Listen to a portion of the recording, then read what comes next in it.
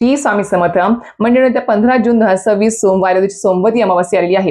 ही सोमवती अमावास्या साधी सुधी नाही आहे, कारण की या दिवशी आपला अधिक महिन्यात समाप्ती होणार आहे आणि ही अमावास्या अधिक महिन्यातली आहे. त्यामुळे तिचं महत्व खूप जास्त पटीने वाढलेलं आहे.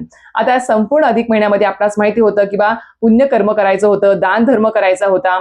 आता प्रत्येकाने जाव्याचा मानपान केला असेल, लेकीची ओटी भरली असेल, लेकीने आईची ओटी भरली असेल, कुलदेवीची ओटी भरणी असेल, गुरुंना इष्टदेवतांना धोंडे दान करणं असेल, गरजवंतांना वस्त्रदान अन्नदान करणे असेल, या सर्व काही गोष्टी तुम्ही केल्या असतील. पण आपण एक गोष्ट विसरत आहात, ती म्हणजेच काय, आपले पितर.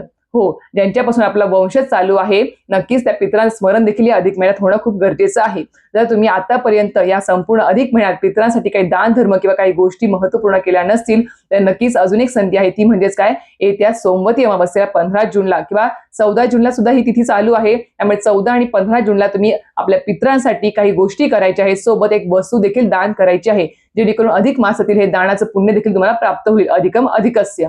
आणि आपणास माहिती असेल की प्रत्येक महिन्याच्या अमावास्येला आपले पितर जे असतात ते पृथ्वी तलावर येत असतात आणि पृथ्वी तलावर येऊन आपल्या उंबऱ्यावरती बसून ते बघत असतात की आपले जे काही वंशज आहे, आपले काही संतान बाळ आहेत, ते आपल्यासाठी काही करतात की नाही, काही दान धर्म स्मरण किंवा श्राद्ध पिंडदान करतात की नाही, हे सर्व काही ते बघत असतात. आणि जर तुम्ही केलं तर त्यांचा आशीर्वाद प्राप्त होतो, जर नाही केलं तर नक्कीच मला प्रखर पितृदोष लागू शकतो. तर नक्कीच आपल्याला या सोमवती अमावास्येला आपल्या पितरासाठी काय गोष्टी करायच्या आहेत, सोबतच आपल्याला त्यांच्यासाठी काही वस्तू दान करायच्या आहेत, याबद्दल संपूर्ण माहिती हवी असेल तर नक्कीच माझ्या युट्यूब चॅनल शीतल स्वामी सेवा चॅनल व्हिजिट करा. तर संपूर्ण माहितीचा व्हिडिओ आलेला आहे, लिंक तुम्हाला खाली भेटून जाईल. धन्यवाद. श्री स्वामी समर्थ.